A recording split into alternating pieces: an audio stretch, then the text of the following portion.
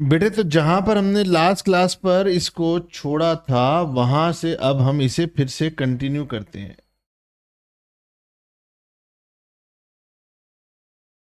ये हमारे पास ट्रांजैक्शन है advance for machine, advance for machine by check,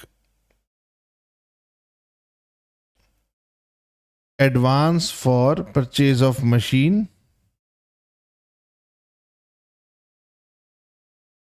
to Kiran machine by cheque. ठीक है, तो इसमें एक तो हमने किरण मशीन्स को अमाउंट दिया है, तो एक तो किरण मशीन्स हो गया, ये पहले आपके ब्रेन की वर्किंग है। दूसरा आपने अमाउंट चेक से दिया है, इसका मतलब बैंक के थ्रू है। ये भी पर्सनल अकाउंट है और ये भी पर्सनल अकाउंट है। नाउ डेबिट द रिसीवर, तो किरण मशीन रिसीवर और बैंक इज द गिवर, ये डेबिट और ये क्रेडिट। नाउ अगर मैं ये एंट्री बनाता हूं Kiran machines account debit to bank, तो भी ये एंट्री ठीक है, लेकिन इससे बेटर, इससे बेटर एंट्री होगी अगर मैं बनाऊं advance for machine debit to bank account, या मैं किरण मशीन के साथ ब्रैकेट में लिख दूं एडवांस फॉर मशीन तो भी चलेगा। यानी कि कई बार क्या होता है, हमने किसी नाम से एंट्री की, हम उसकी कुछ बेटर भी एंट्री बना सकते हैं। यहां पर क्या है कि अगर मैं Kiran machine account debit to bank लिखता हूं तो वो सिंपल सा ये बात बताती है कि मैं किरण मशीन को पेमेंट की है। लेकिन अगर मैं एडवांस लिखता हूं तो ये ज्यादा बेटर मैसेज देती है। ये आपको बता रहा हूं कि कई बार होता है कि हम थोड़ा सा बेटर भी कर सकते हैं। अब सर हम तो पहली बार पढ़ रहे हैं, अब कोई बात नहीं बेटे, बुक में आप इसको नोट कर लीजिए कि अगर हम एडवांस किसी को देते हैं तो हम एडवांस के नाम से लिख दें तो अच्छा लगता है। अरे मैंने नीचे बना दिया इसको, सॉरी, यहां बना दीजिए कि एडवांस के केस में अगर आप एडवांस लिख देते हो तो थोड़ा बेटर लगता है। फिर उसके बाद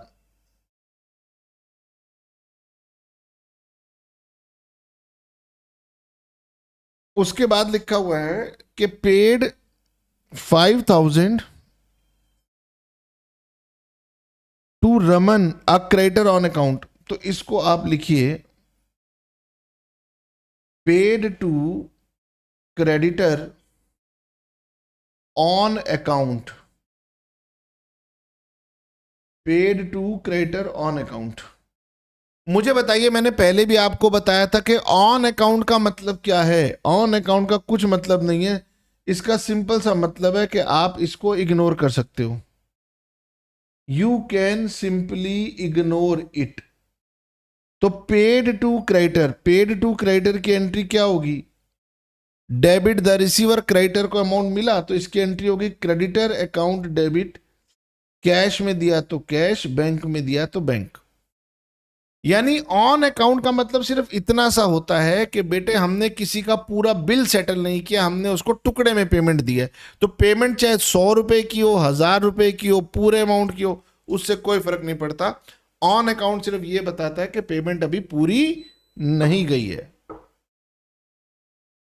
तो ऑन अकाउंट को लेकर के बच्चे कई बार गलती करते हैं, उन्हें ऑन अकाउंट में कंफ्यूजन होती है, तो इसलिए पेमेंट ऑन अकाउंट को भी आप अपने पास अभी रिवीजन के लिए मार्क कीजिए।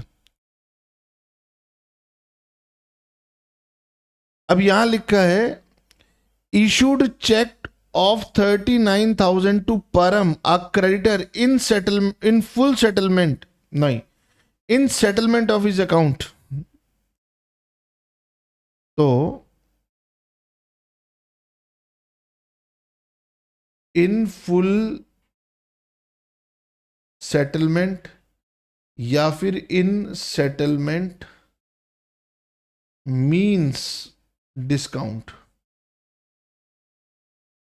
हम इसके बारे में दोबारा चर्चा भी करेंगे, अभी बहुत अर्ली स्टेज के ऊपर ये वाली एंट्री आ गई। तो सेटलमेंट का मतलब होता है डिस्काउंट दिया गया। तो यहां लिखा इशूड चेक ऑफ 39,000। चेक कितने का दिया? 39,000 इन सेटलमेंट ऑफ 40,000। तो ऐसी सेटलमेंट के केसेस में आपके पास दो अमाउंट आएंगे, एक नहीं दो अमाउंट आएंगे, याद रखना। तो फुल सेटलमेंट जहां भी दिखे उसका मतलब है उसमें कुछ ना कुछ डिस्काउंट है। कैसे पता चलेगा डिस्काउंट है? दो अमाउंट होंगे। अब यहां कह रहा है कि हमने चेक दिया है 39,000 का, okay, to settle account of 40,000। तो हमने यहां पर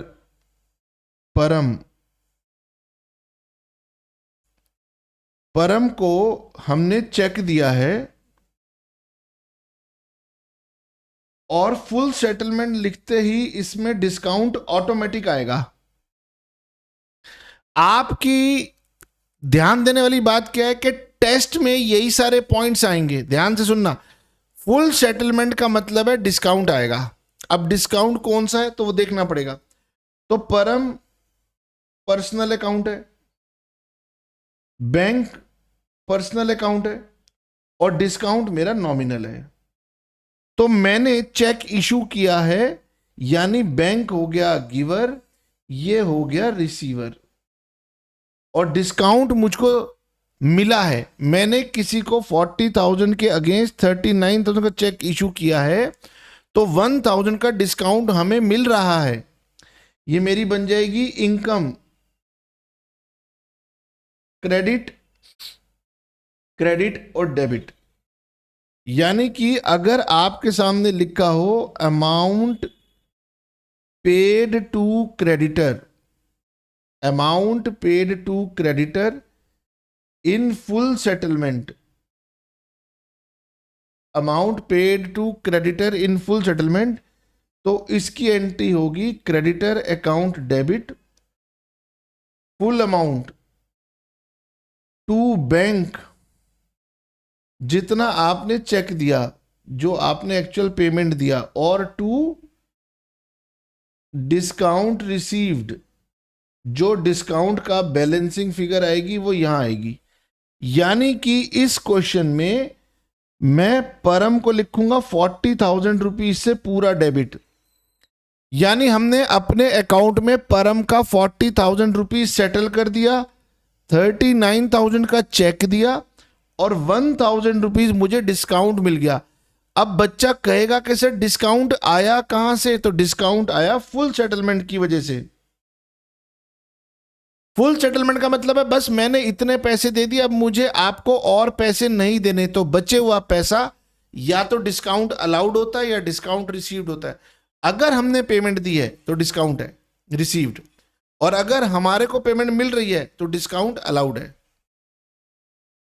एक बात आपको समझा देता हूं, अगर आपको यह याद रहा कि फुल सेटलमेंट का मतलब डिस्काउंट होता है, तो डिस्काउंट डेबिट होगा या क्रेडिट होगा ये पेमेंट के साथ में पता चल जाएगा। अगर आपकी पेमेंट, जैसे अगर बैंक क्रेडिट हुआ या कैश क्रेडिट हुआ, तो डिस्काउंट भी क्रेडिट निकलेगा। और अगर किसी ट्रांजैक्शन में फुल सेटलमेंट में कैश डेबिट हो रहा है, तो डिस्काउंट भी डेबिट साइड पे ही निकलेगा। याद रखना, आएंगे केसेस फिर बताऊंगा। तो यहां पर ये फुल सेटलमेंट अभी आपके लिए नया है, इसको भी आप रिवीजन के लिए मार्क कीजिए। अब जैसे यहां लिखा है रिसीव्ड चेक फ्रॉम सुंदर इन full settlement of his account of 30,000, तो सर यहां पर डिस्काउंट है 1,500 का।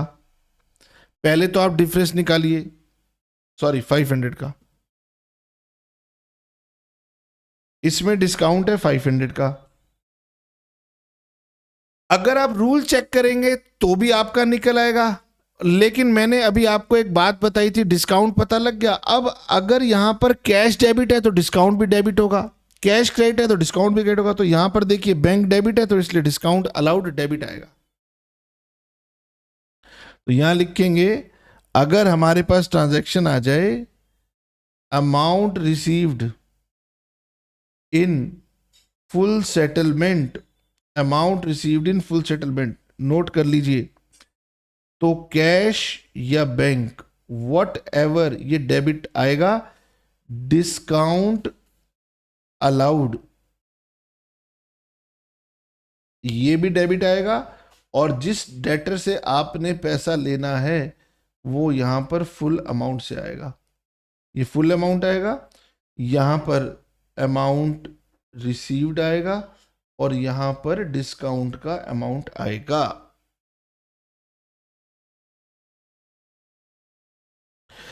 पेड टेलीफोन बिल, ये तो बहुत ही सिंपल है, telephone expenses account debit to cash. Withdrew goods, अब यहां पर मेरे पास ये ट्रांजैक्शन आ गई विड्रू गुड्स, ये सब दोबारा आएंगी, तब देखूंगा कि आपको याद रही या नहीं याद रही। Withdrew goods for personal use, last class में बताया था कि जब भी पर्सनल यूज आएगा तो आपने ड्राइंग्स अकाउंट को डेबिट करना है, जब भी पर्सनल यूज आएगा ड्राइंग्स अकाउंट को डेबिट करना है। विड्रू गया क्या सर, गुड्स गए, तो गुड्स के अकाउंट को हम कभी भी एज इट इज यूज नहीं करते, तो ये आपको याद कर लेनी है कि इसकी एंट्री होगी drawings account debit to purchases, drawings account debit to purchases. तो कुछ ट्रांजैक्शंस को याद करना शुरू कीजिए, withdrew goods for personal use तो drawings account to debit to purchases, और यहां पर हमेशा कॉस्ट वाला अमाउंट आता है, सेल वाला अमाउंट नहीं आता। गुड्स गिवन एज सैंपल, ये भी याद कर लीजिए, goods given as free sample charity, ऐसी कोई चीज आ जाए, goods given as free sample आ जाए या गुड्स गिवन एज चैरिटी आ जाए, goods given as free sample या गुड्स गिवन एज चैरिटी, तो जब भी आप गुड्स को देंगे, whenever goods are used for any purpose other than sales, we credit purchase account। देखिए सेल रिटर्न तो एक अलग बात होती है, परचेज रिटर्न एक अलग बात होती है, लेकिन अगर आप कभी भी गुड्स का यूज सेल में ना करके किसी और काम में करोगे तो आपने परचेज अकाउंट को क्रेडिट करना है। अब यहां पर हमने गुड्स को फ्री सैंपल में दिया, तो फ्री सैंपल के लिए आप चाहें तो एडवर्टाइजमेंट अकाउंट का यूज कर सकते हो, चाहो तो फ्री सैंपल का यूज कर सकते हो, और क्रेडिट करोगे किसको, परचेज अकाउंट को। अगर आपने चैरिटी में दिया है तो आप डोनेशन का यूज कर सकते हो, donation account debit to purchase account. ठीक है, धीरे धीरे ना आपको लर्निंग करनी पड़ेगी, अपने आप चीजें दिमाग में तुरंत क्लिक हो जाएंगी। मैंने फ्री सैंपल में अपने गुड्स को दिया तो गुड्स जा रहे हैं, सेल नहीं हो रही, परचेज क्रेडिट होगा कॉस्ट प्राइस पे। मैंने अपने गुड्स को चैरिटी में दे दिया तो परचेज अकाउंट क्रेडिट होगा कॉस्ट प्राइस पे। गुड्स को प्रोप्राइटर ने पर्सनल यूज के लिए ले लिया तो अब गुड्स का यूज हो गया तो ये परचेज अकाउंट क्रेडिट होगा। मैंने गुड्स का यूज करके एसेट बना लिया, ये भी ट्रांजैक्शन आएगी तो भी परचेज अकाउंट क्रेडिट होगा। यानी गुड्स खरीदता हूं तो परचेज, गुड्स बेचता हूं तो सेल। लेकिन गुड्स को मैंने बेचा नहीं, मैंने उनका इस्तेमाल पर्सनल यूज में किया, मैंने उसका इस्तेमाल फ्री सैंपल बांटने में किया, मैंने उसका इस्तेमाल डोनेशन देने में किया, तो जो गुड्स जा रहे हैं उसकी जगह परचेज अकाउंट को क्रेडिट करेंगे। अब पर्पस क्या था, पर्पस था पर्सनल यूज तो ड्राइंग्स डेबिट, पर्पस था free sample advertisement debit, purpose था डोनेशन, तो डोनेशन अकाउंट डेबिट। ठीक है, तो इसको भी आप एग्जाम के लिए एक बार रिवीजन के लिए मार्क कीजिए।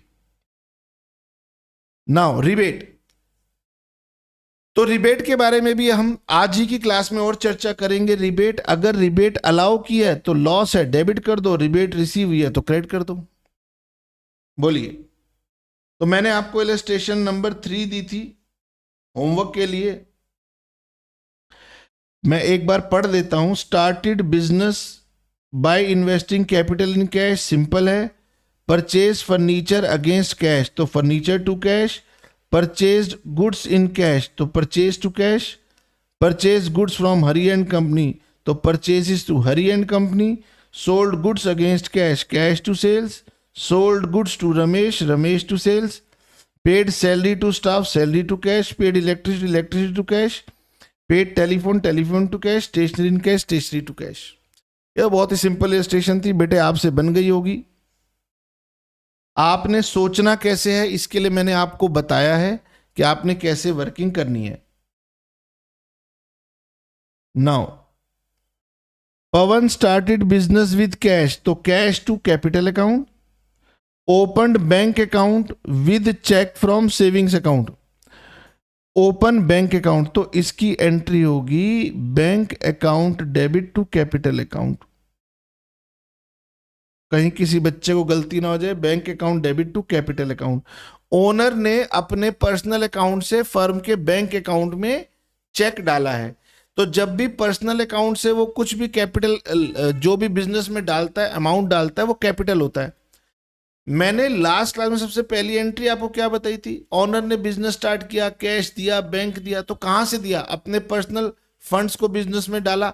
तो वो जो भी पर्सनल अमाउंट बिजनेस में डालता है वो सब कैपिटल अकाउंट के नाम से क्रेडिट हो जाते हैं। परचेज कंप्यूटर इन कैश, तो computer to cash. Paid for repairs, repairs to cash. Purchase goods, purchases to cash. Purchase goods from Prasad, purchase to Prasad. Sold goods, cash to sales. Sold goods to Dev and company, Dev and company to sales.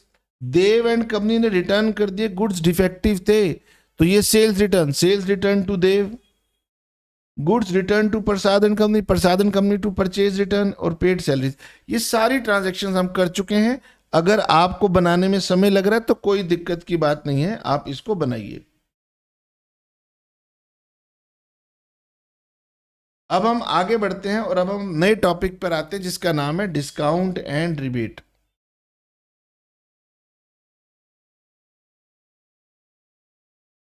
Next important topic लिखिए, discount and rebate, या discount से जुड़ी हुई entries कैसे बनाई जाएंगी।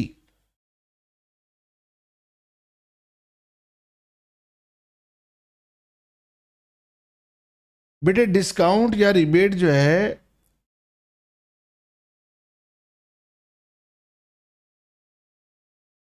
Discount are of two types. Discount हमारे पास दो तरीके का होगा। एक को हम बोलते हैं ट्रेड डिस्काउंट और दूसरे को हम बोलते हैं कैश डिस्काउंट।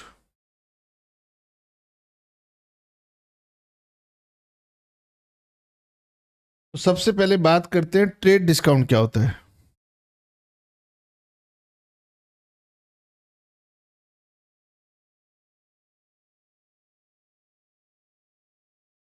ठीक है, मान लो आप बिजनेस करते हो और आपके पास एक कस्टमर आता है जो आपसे बड़ी क्वांटिटी लेना चाहता है। आप नॉर्मली कहते हो कि हमारा तो काम है, हम ये प्रोडक्ट जो है लेट अस सपोज 20 रुपीज का सेल करते हैं। तो trade discount is discount allowed by the seller at the time when goods are sold in large quantity। जब अगर सामान को हमें लार्ज क्वांटिटी में सेल करना हो तब ये डिस्काउंट दिया जाता है। इसके लिए हम क्या करते हैं, it is deducted in the invoice price from the list price. ये बात भी आपको बताएंगे कि हम इसे क्या करते हैं, हम इसको इनवॉइस प्राइस में से लिस्ट प्राइस में से लेस करके दिखाते हैं। ठीक है, तो ट्रेड डिस्काउंट यहां लिखेंगे, this discount is given to encourage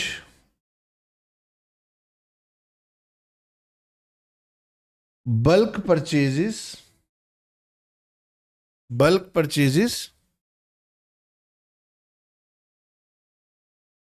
this discount is given to encourage bulk purchases। मतलब ज्यादा क्वांटिटी में हमसे कस्टमर खरीदता है तो हम ये डिस्काउंट देते हैं। दिस इज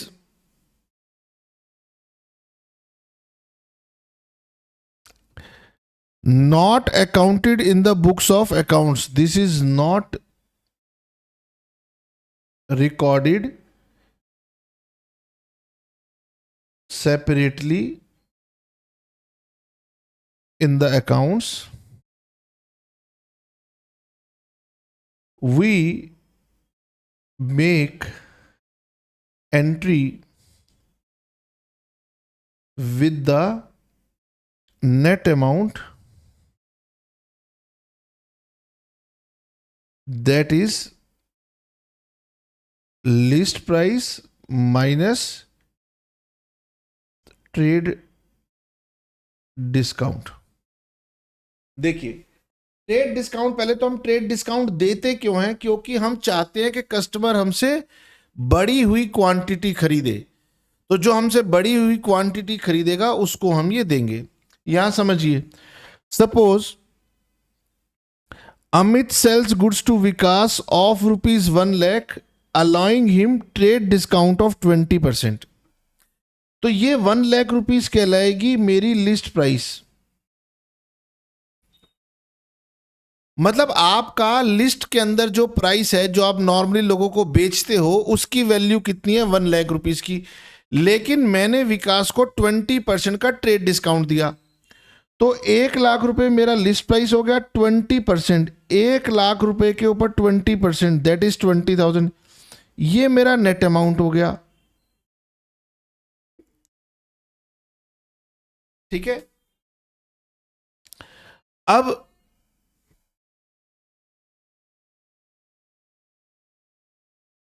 आपने, मैंने यहां पर लिखा है this is not shown in the books of accounts. इसको हम बुक्स ऑफ अकाउंट्स में शो नहीं करते। आपने ना एक कंसेप्ट पढ़ा था, आपने पढ़ा था कॉस्ट कंसेप्ट। सपोज मैं बायर हूं, मैं खरीदने गया, मुझे 1 लाख रुपए का सामान, मैंने कहा भाई अगर तो तू डिस्काउंट करेगा तो तेरे से लूंगा, नहीं तो मैं किसी और से लूंगा। उसने कहा चलो ठीक है, मैं आपको ट्रेड डिस्काउंट देता हूं, आप 20% प्राइस कम कर दो।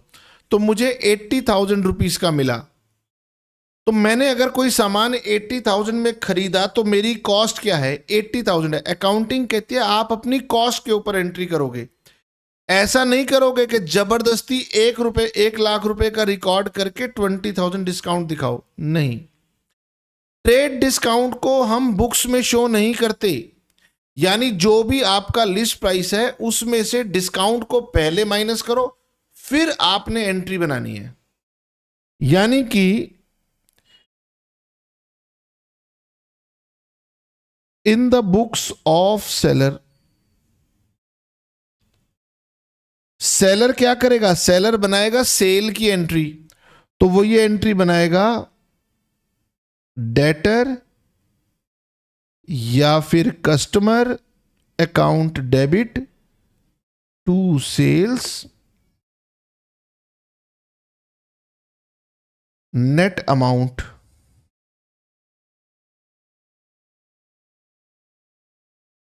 नेट अमाउंट क्या होता है?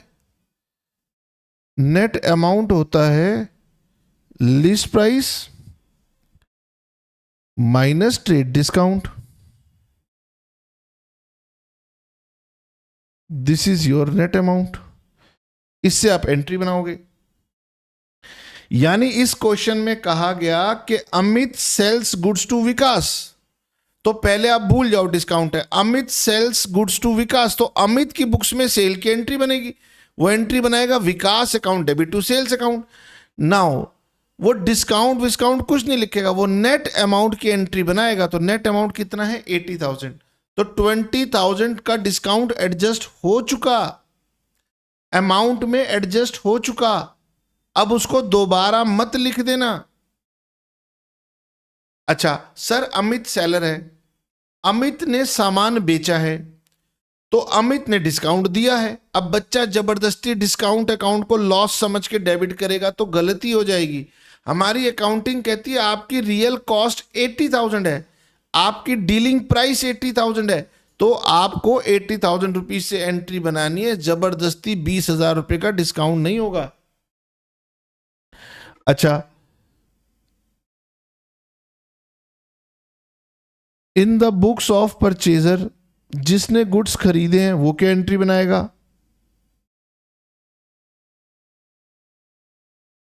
परचेजर एंट्री बनाता है purchases account debit to creditor account, वो भी बनाएगा किससे? नेट अमाउंट से। मतलब we do not show trade discount in our books।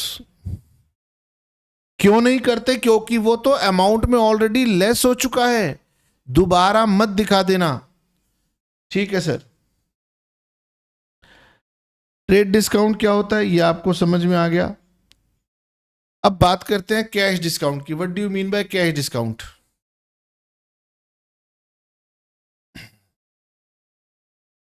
Second is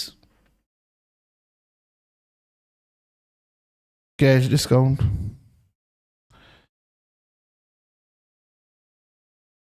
cash discount is given for making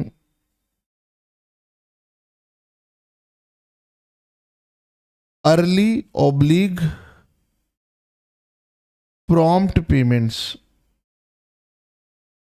हम चाहते हैं अपने कस्टमर से कि भाई तू मुझे जो है ना पेमेंट जो है ना जल्दी दे दे, या तू मुझे पेमेंट सही से दे दे।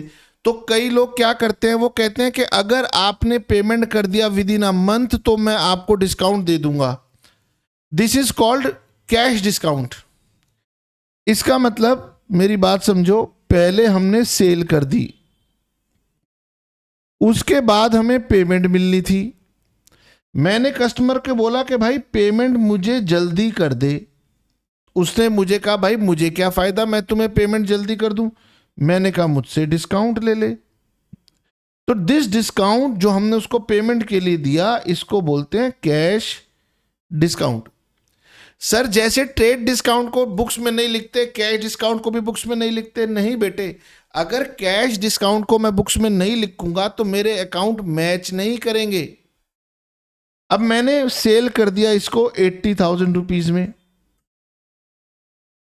और मैंने उसको बोला मुझे पेमेंट जल्दी दे दे। उसने कहा कि क्या फायदा? मैंने कहा मैं तुझे 4,000 रुपये डिस्काउंट देता हूं। तो उसने मुझे 76,000 पे कर दिया। तो जब मैं 76,000 पेमेंट लूंगा और 4,000 का डिस्काउंट लिखूंगा, तभी जाकर के उसका अकाउंट मैच होगा, खत्म होगा, अदरवाइज उसके अकाउंट में बैलेंस पड़ा रह जाएगा। सर ये बताओ, अभी से पहले जब हम कहते थे फुल सेटलमेंट, तो फुल सेटलमेंट भी डिस्काउंट होता था। बिल्कुल ठीक। क्या फुल सेटलमेंट यही कैश डिस्काउंट था? Answer is yes. क्या हम उसको रिकॉर्ड करते थे? Answer is yes. तो वही बात है, कैश डिस्काउंट मींस जो फुल सेटलमेंट में आप करते थे वही वाला काम है, इसको आप रिकॉर्ड करेंगे। ठीक है। नो,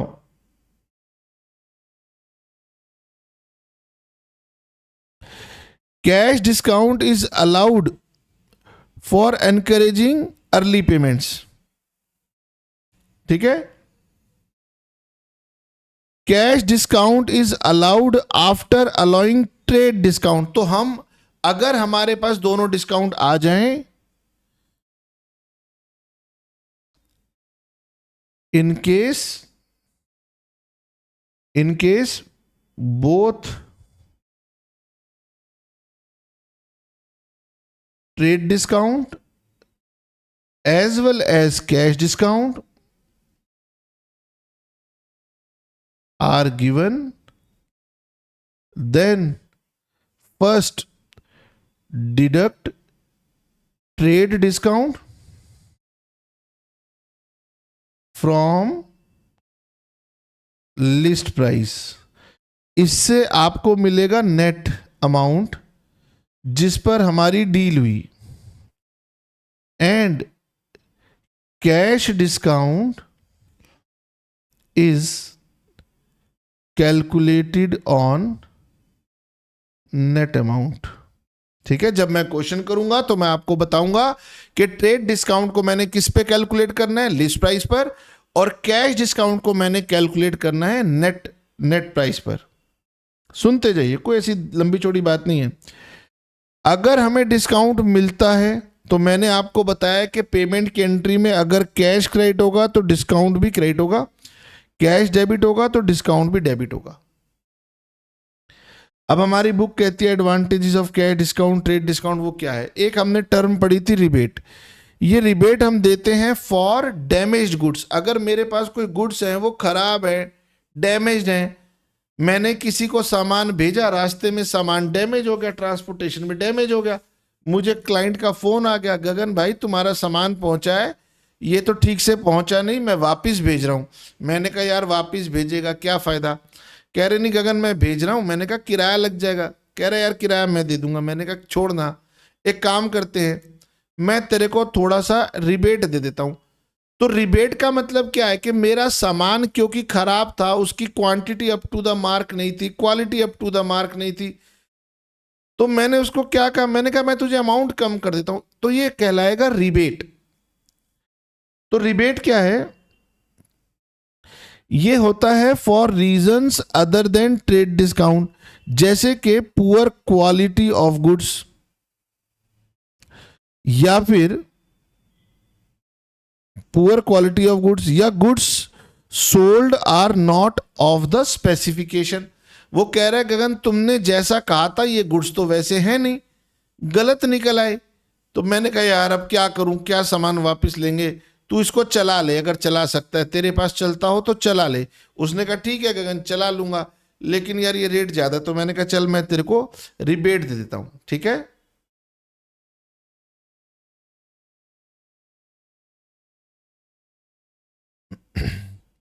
तो अब हमारे पास तीन चीजें आ गई, जिसमें से मेन चीज मेरे पास ट्रेड डिस्काउंट और कैश डिस्काउंट है.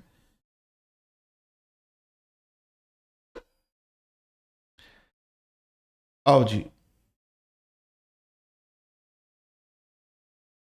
क्वेश्चन कह रहा है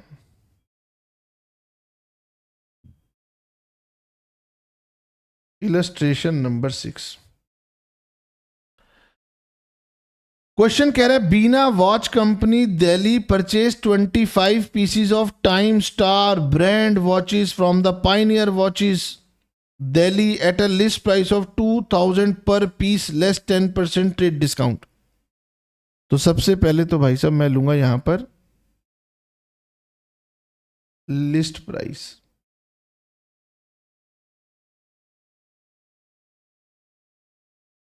अब लिस्ट प्राइस कितना है? तो पहले हम कैलकुलेट करेंगे अपनी लिस्ट प्राइस. तो हमने 25 वॉचेस खरीदी हैं और लिस्ट प्राइस है 2000, तो ये लिस्ट प्राइस हो गया 50,000. सबसे पहले क्वेश्चन में हमें लेना होता है ट्रेड डिस्काउंट. याद रखना सबसे पहले हम लेते हैं ट्रेड डिस्काउंट.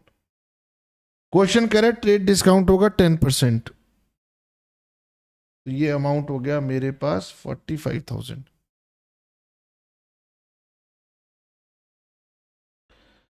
अब हमने एंट्री बनानी है. एक तो हमने बनानी है in the books of Time Star. Time Star कौन है? सेलर। और एक हमने एंट्री बनानी है in the books of Bina watch company, जो कि है बायर। ठीक है, Bina watch company purchases 25 pieces of Time Star brand from Pioneer Watches. ओ तो ये नाम गलत हो गया, पाइनियर वॉचेस, वो तो ब्रांड का नाम था, sorry. In the books of Pioneer Watches. तो पाइनियर वॉचेस ने बीना वॉच कंपनी को सेल किया, तो एंट्री बनेगी Bina watch company debit to sales 45,000 being goods sold. Narration में कुछ लिखने की जरूरत नहीं है कि हमने ट्रेड डिस्काउंट दिया नहीं दिया, और आजकल नरेशन में बीइंग लगाते नहीं है, लेकिन हमारी पुरानी आदत पड़ी है, कभी कभी हमसे लिखा जाता है। अच्छा, बायर क्या एंट्री बनाएगा? बायर एंट्री बनाएगा purchases account debit to Pioneer Watch Company 45,000 goods purchased. मुझे बताइए, पहली एंट्री समझ में आ गई? सर क्वेश्चन अभी चल रहा है, क्वेश्चन चलता रहे। अगर आप चाहते हो आपसे गलती ना हो तो सबसे पहले सिंपल परचेज और सेल की एंट्री डाल लो। परचेज और सेल की एंट्री डालने में लिस्ट प्राइस में से ट्रेड डिस्काउंट को माइनस कर दो। अब अपना मैथमेटिक्स ठीक रखना। अब क्वेश्चन कह रहा है एंड कैश डिस्काउंट। हमने कहा कि भाई कैश डिस्काउंट भी है, and cash discount of 2% on payment with in 15 days. अगर आप 15 दिन में पेमेंट दे दोगे तो 2% का कैश डिस्काउंट दे देंगे। Bina watch company settled the payment in 15 days, और बीना वॉच कंपनी ने डिस्काउंट लेने के लिए 15 दिन से पहले पेमेंट कर दी। ठीक है, अगर क्वेश्चन ये भी कह रहा होता ना कि आप अभी पेमेंट कर दो, साथ ही साथ तो हमसे 2% डिस्काउंट ले लो, और क्वेश्चन में अगर ऐसा होता कि बीना वॉच कंपनी ने साथ ही साथ पेमेंट कर दी, कैश डिस्काउंट ले लिया, तो भी एंट्री दो अलग अलग रखना, वरना गलती करोगे। पहले सेल की एंट्री बनाना, फिर पेमेंट की एंट्री बनाना। अब हमारे केस में तो 15 दिन के बाद एंट्री बन रही है, मतलब ये अगर 1 तारीख की एंट्री है तो वो 15 तारीख की एंट्री है। मगर मैंने कहा अगर वो सेम डेट पे भी पेमेंट दे रहा होता तो भी आप 2 अलग अलग एंट्री बनाना। ठीक है, अब बीना वॉच कंपनी को पेमेंट मिल गई तो मैं एंट्री बनाऊंगा कैश अकाउंट डेबिट और डिस्काउंट अकाउंट डेबिट।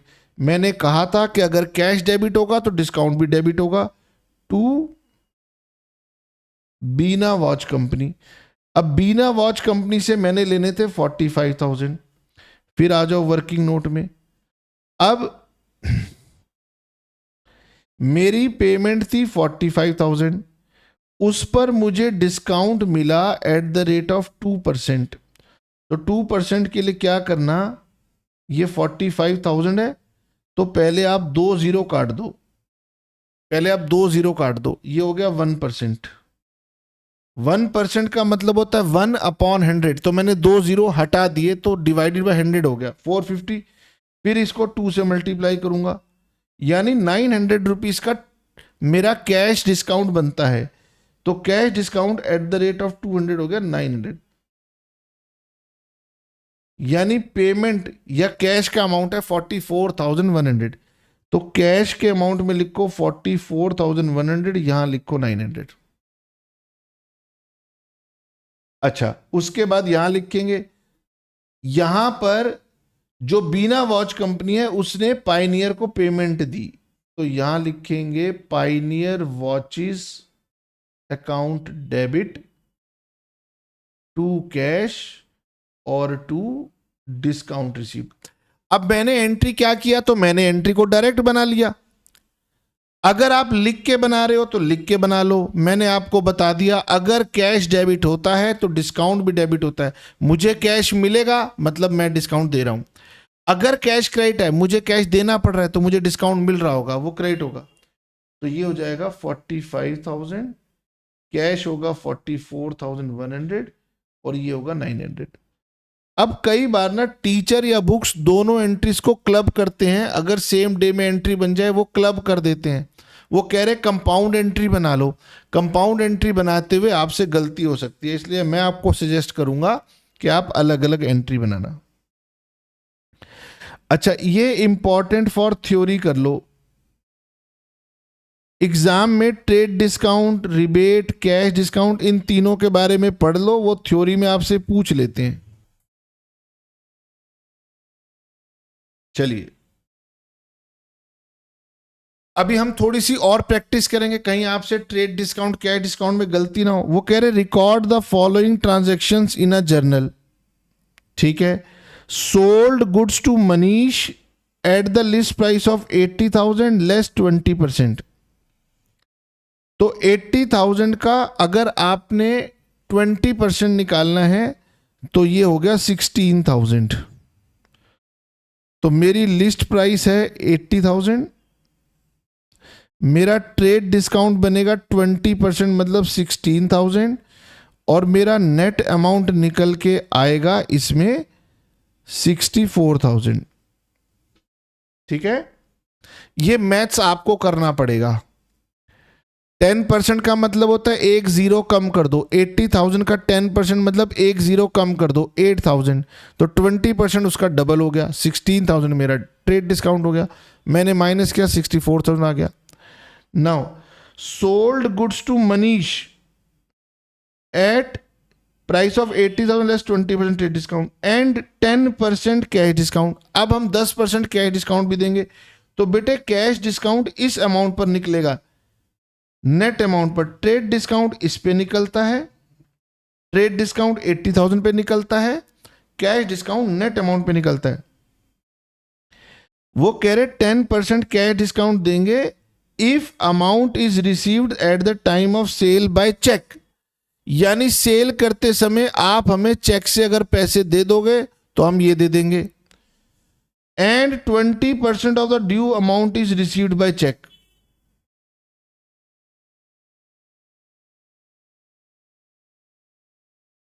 पता नहीं क्या कह रहे हैं। 10% कैश डिस्काउंट देंगे अगर amount is received at a time of sale by cheque, and 20% of the amount due is received by check.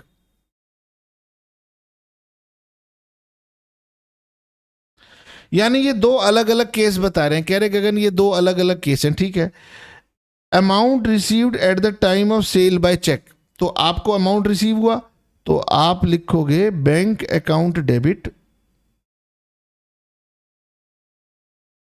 Discount account debit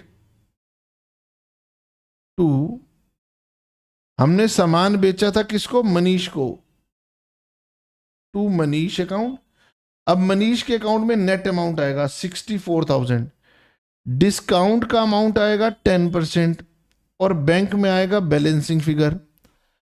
अच्छा, अगर आपकी थोड़ी सी कैलकुलेशन में मिस्टेक होती हो तो आप वर्किंग नोट में लिखो अमाउंट पेबल ये कितना था, अमाउंट पेबल था 64,000, इसमें से माइनस कर दो cash discount at the rate of 10%, और मैंने कहा कि 10% के लिए एक जीरो कम कर दो 6400, तो 006 13 माइनस 6 7 57,600। ये वाली अमाउंट पेमेंट में आएगी, कैश में आएगी, और ये डिस्काउंट में आएगा। ये टोटल अमाउंट है 57,600 और 6,400। बेटे पार्टी के नाम के सामने नेट अमाउंट आता है, डिस्काउंट के सामने उस नेट अमाउंट का परसेंटेज का अमाउंट आता है, और बैंक या कैश के सामने में बैलेंसिंग फिगर आता है। ठीक है, ओके। नेक्स्ट एंट्री,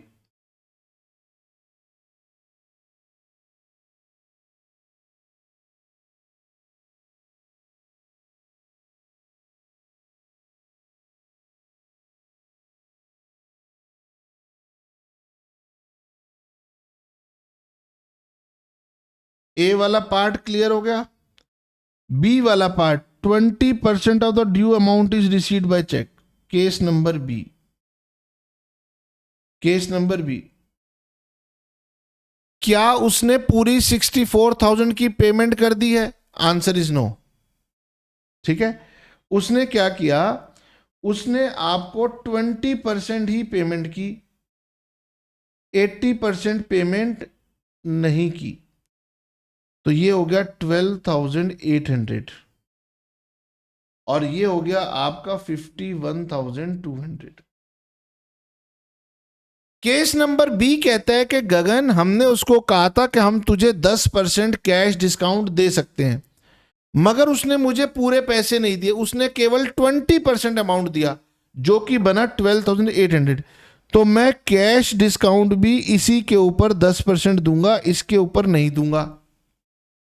तो सर 10% होता है, एक जीरो हटा दो, 1,280, तो 0 2 और यहां 7 - 2 5, 11,520।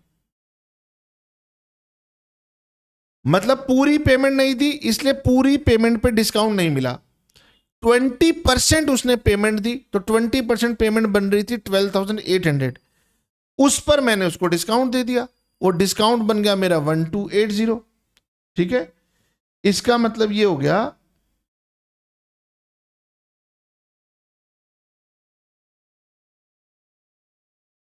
बुक ने जैसे बनाई है, बुक को छोड़ दो, पहले मैं बनाऊंगा सेल की एंट्री, पहले मैं बनाऊंगा सेल टू मनीष। जब भी हम सेल करते हैं तो हम सेल करते हैं नेट अमाउंट से, क्वेश्चन में ट्रेड डिस्काउंट है, तो एंट्री बनेगी Manish account debit to sales account 80,000 80,000। Sorry sorry sorry sorry sorry sorry, amount कितना था? 64,000, 64,000, यस।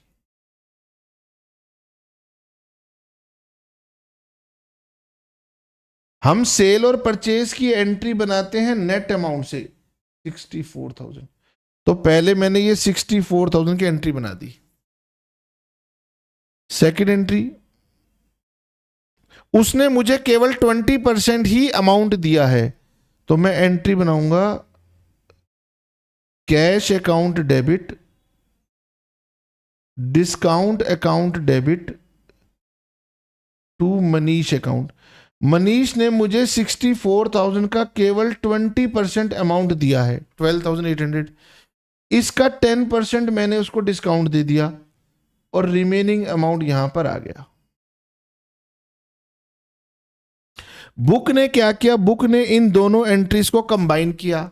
आपने कंबाइन नहीं करना, आपने सेल की एंट्री अलग बनानी है, पेमेंट की एंट्री अलग बनानी है। पेमेंट हमें पूरी की पूरी नहीं मिल रही, हमें केवल 20% पेमेंट मिल रही है, तो जितनी पेमेंट मिल रही है उतनी ही पेमेंट का हम डिस्काउंट देंगे, बाकी पेमेंट का डिस्काउंट हम नहीं देंगे। आप कंबाइंड एंट्री मत बनाना, अलग एंट्री बनाना, ठीक है? ओके, तो ये वाली एंट्री को मैं चाहूंगा कि आप ऐसे ना बनाएं, जैसे मैंने बताया है वैसे अलग अलग करके बनाएं, ठीक है? अब सर इसके बाद मेरे पास अलग एंट्री स्टार्ट हो रही है, कोई बात नहीं, लेकिन अभी आप नया नया सीख रहे हैं तो आपके ऊपर थोड़ा प्रेशर हो सकता है, तो मैं यहीं रुक जाता हूं। आपने ट्रेड डिस्काउंट और कैश डिस्काउंट को एक बार रिवाइज करना है, आने वाली क्लासेस में इसकी एंट्रीज आएंगी, ठीक है? चलिए आज इतना ही रुक जाते हैं, बाकी नेक्स्ट क्लास में करेंगे। Tata bye bye, see you. थोड़ी थोड़ी प्रैक्टिस करते रहिएगा, हाँ, बिना पढ़े नेक्स्ट क्लास में आएंगे तो आपको समझ में नहीं आएगा।